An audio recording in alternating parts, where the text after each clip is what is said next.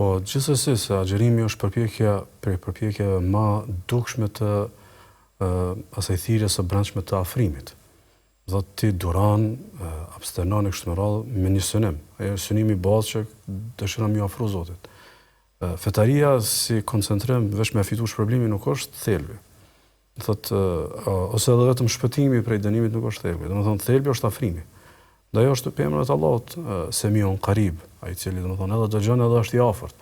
Dhe afërsia me Zotin, domethënë është ai boshti kryesor i fetarisë. E aq më tepër që dietarët e kanë përmendë që kjo pjesa e lutjes, kur të pyesin, do thotë robërit e mi për mua, thonë jam afër, e kështu me radhë deri në fund të ajetit, çdo ibadet e gërthen në vetvete lutjen.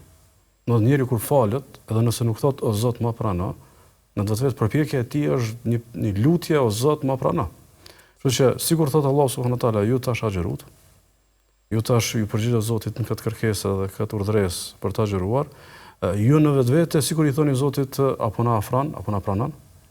E tash Allah azza wa jall e shton, do thot, përveç agjerimit, përveç domethënë madhnimit të muajit e kështu me radhë, i shton domethënie të afërsisë nëpërmjet njohjes së tij, nëpërmjet lutjes së tij, nëpërmjet sforcimit të domethënieve që kanë bëjnë, do thotë, me afërsinë e Allahut subhanahu wa taala. Se kjo koncepti i afërsisë është një koncepteve që ata të cilët nuk janë fetar ju mungon e pjesa themelore për me kuptuar pse njerëzit janë fetar.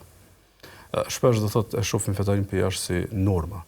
E shohim vetëm si gama e disiplinash e kështu me radhë. Por realisht është përjetim i afërsisë.